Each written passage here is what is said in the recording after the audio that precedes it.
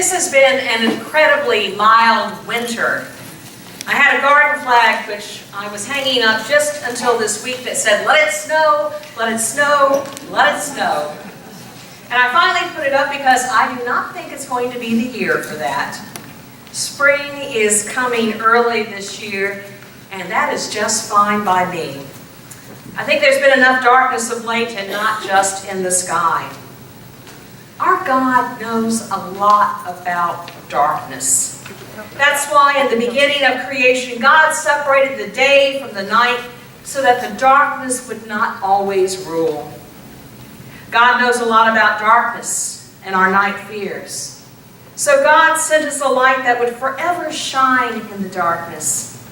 And God sent God's only child, God's only Son, Jesus Christ, who would not just be a light of the world, but the light of the world. I share this reminder with you because when you take a first glance at our scripture lessons, they can seem rather dark. So let's cast some gospel light on them. Moses says to his people, "See, I have set before you today life and prosperity, death and adversity." And Moses goes on to tell them that if they choose to follow God, then they will be blessed. But if their hearts turn away, if you bow down to other gods and serve them, you will perish. Now, this is not the God of wrath. I repeat, this is not the God of wrath. Rather, this is the God of truth saying, be careful. Be careful how you orient your lives, and be careful what you worship. All that glitters is not gold. Children used to learn this little hymn in church. Maybe you remember it. Oh, be careful, little eyes, what you see. Oh, be careful, little eyes, what you see.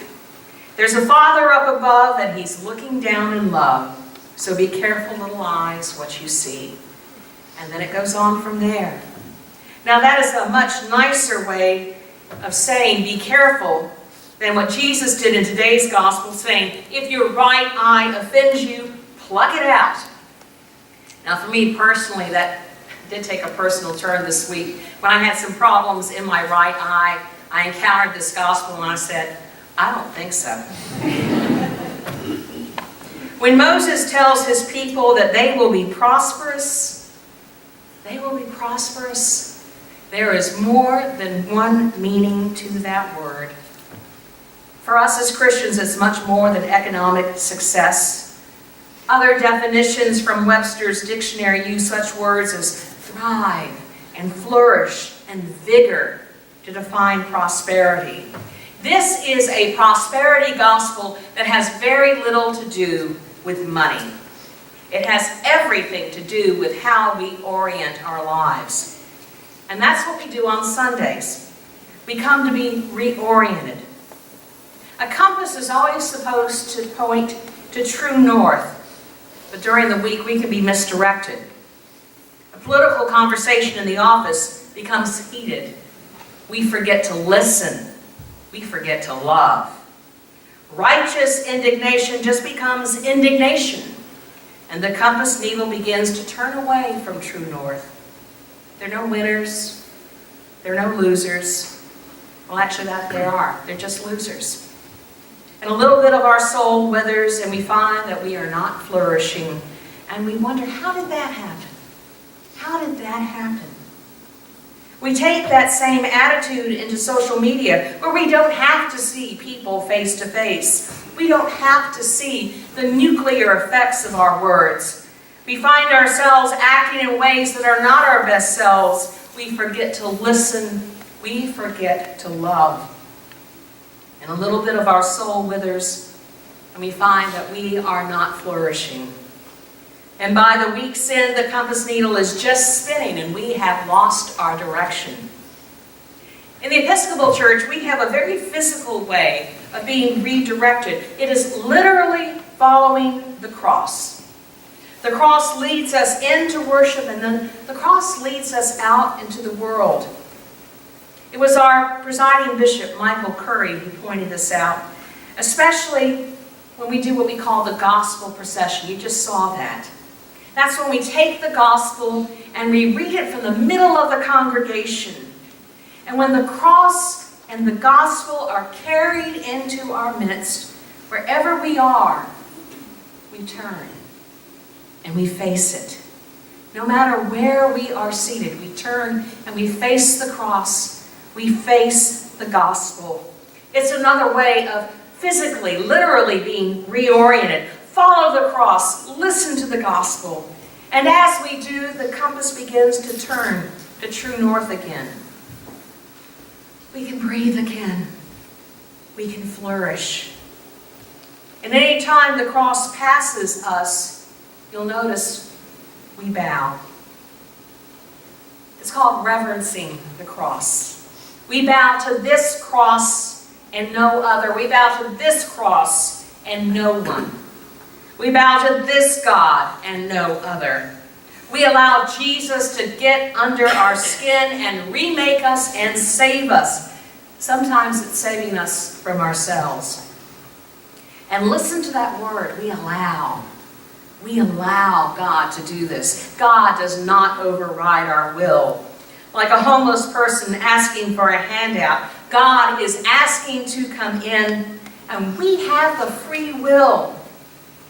We have the free will to say yes or no to God. To God, who remains homeless until we give God that room.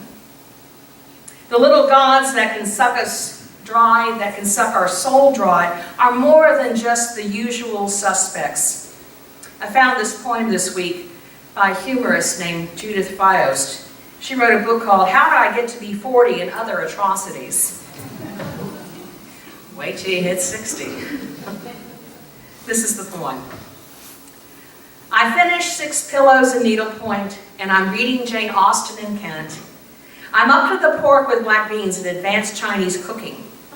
I don't have to struggle to find myself, for I already know what I want.